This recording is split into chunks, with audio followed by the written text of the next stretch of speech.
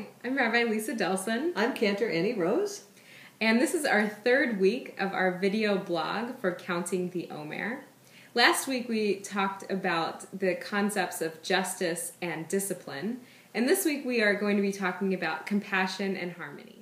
So in talking about compassion and harmony this week, we wanted to start by our definition, what we've thought about compassion itself, which we're looking at as a sympathetic concern for a situation that needs concern, and having awareness of suffering. Once we're aware of something, then we can take action. If we go about our lives in such a way that we are understanding when we see a situation or a person who needs help, who may be in misery, who may be suffering, we bring to that our own sense of compassion.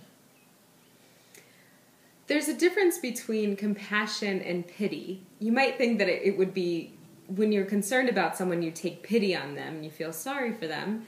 But having compassion is much more involved than that. Having compassion requires you to see their issue and offer them strength rather than to see their issue and go down to the level on which they are that is probably not a very good level. Not that they can control it, it's just the fact of you're the support rather than living it along with them. Wonderful. Yes, if we become disempowered ourselves, we cannot be agents of change and bring about goodness. I like to think about the word compassion as with passion, that when you look at something with a passionate sense about it, you're going to take action. You're going to be active. It's not going to be a passive thing.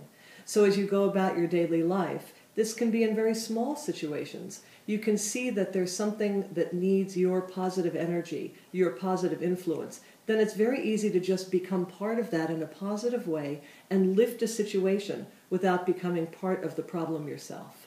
Absolutely. So this requires quite a bit of yourself in order to be compassionate towards other people. It is probably easier to pity someone than to have compassion for them.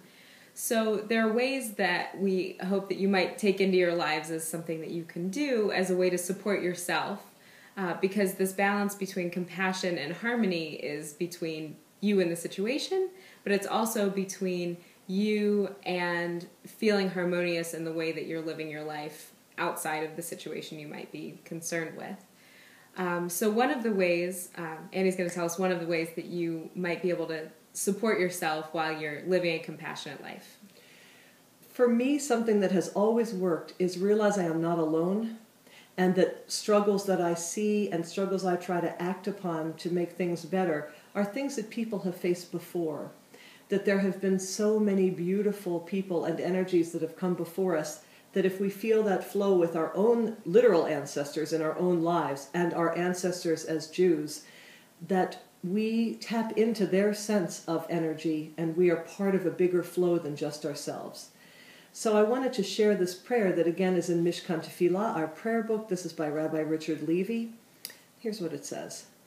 Our fathers and mothers prayed, each through their own experience of God, each through their own visions which we have come to share.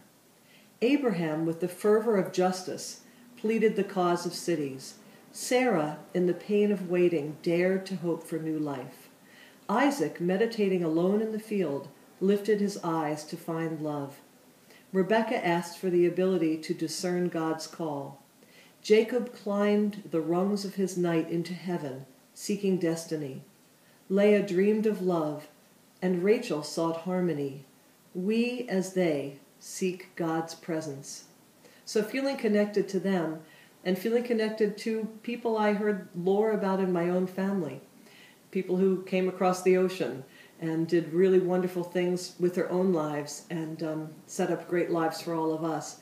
I think of the things that they went through and how they acted in their own lives in compassion and leading to a sense of harmony. For me, that gives a lot of strength. I agree that it does give a lot of strength, but there are also times when we need to recognize our own strengths are limited, especially when this might be, if this is a new idea for your life, really paying attention to being compassionate and hoping to create harmony among the situations and the relationships that we have. So one other way to care for yourself and to support yourself is to recognize that we are limited, and that if you're in a situation where you are feeling that you should be compassionate but you're not able to be, to say that's really okay, and to take a step back and maybe next time have the ability to be there and be present with that person. But to recognize that not every moment are you going to be able to be compassionate, but it's something to work towards. Beautiful. Knowing when to disengage. Mm-hmm. Beautiful. So as we leave our third week of our blog, we'd like to recite the blessing with you, and hope that you have another great week. Baruch atah Adonai Eloheinu melech haolam asher kidshanu b'mitzvotav v'tzivanu al sfirat ha'omer. Have a wonderful week.